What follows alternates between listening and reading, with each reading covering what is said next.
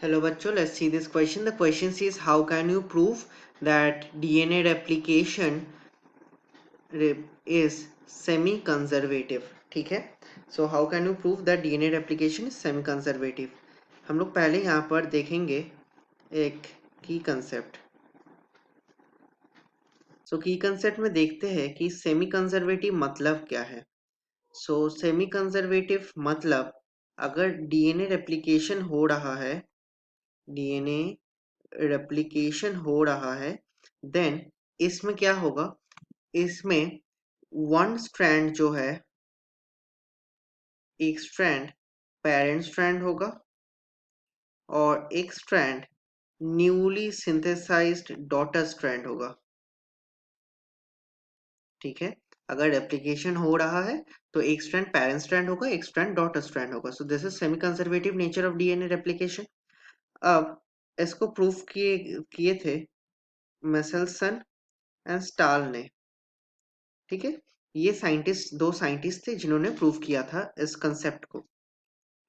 एक उन्होंने कंटेनर में न्यूट्रिएंट ब्रॉथ लिया था ऑफ N15, ये एक हैवी मीडियम था, और एक में था N14 जो कि एक लाइट आइसोटोप था. दोनों ही आइसोटोप है नाइट्रोजन के, राइट. अब यहाँ पर इकोलाई के मतलब जीनोम को दिया गया था for in N15. So after many generation क्या हुआ, N15 इकोलाई का डीएनए में आ गया. ठीक है, अब यहाँ से आफ्टर मेनी जनरेशन इसको पास ऑन किया गया टू N14. तो अब यहाँ पर लाइट मीडियम है, तो लाइट मीडियम में भी बहुत सारे जनरेशंस हुए. होने के बाद क्या हुआ, इस इकोलाई का जीनोम को रेप्लिकेशन करने के लिए छोड़ा गया. ठीक है, तो रेप्लिकेशन में सेकेंड जनरेशन जब हम लोग देखे थे, तो सेकेंड जनरेशन में देखा गया कि इलेक्ट्रोसेंट्रिफ्यूगेशन मेथड से कि जो डेंसिटी था वो डेंसिटी इंटरमीडिएट था, इंटरमीडिएट था. इसका मतलब क्या है, जो N15 वाले स्ट्रैंड्स थे और N14 वाले स्ट्रैंड्स थे वो कंप्लीटली प्रेजेंट नहीं थे, बल्कि एक और स्ट्रैंड प्रेजेंट था जो कि इंटरमीडिएट था. ठीक है, तो इंटरमीडिएट के साथ साथ जो हम लोग के पेरेंट स्ट्रैंड है वो भी प्रेजेंट थे.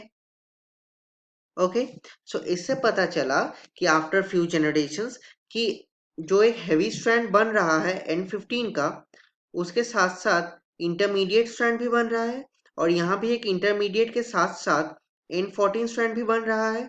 तो इससे पता चला कि एक स्ट्रैंड पेरेंट का रहता है, एक स्ट्रैंड डॉटर का रहेगा, newly synthesised. So this is the answer of the question. Hope you understood it well. Best of luck. Thank you.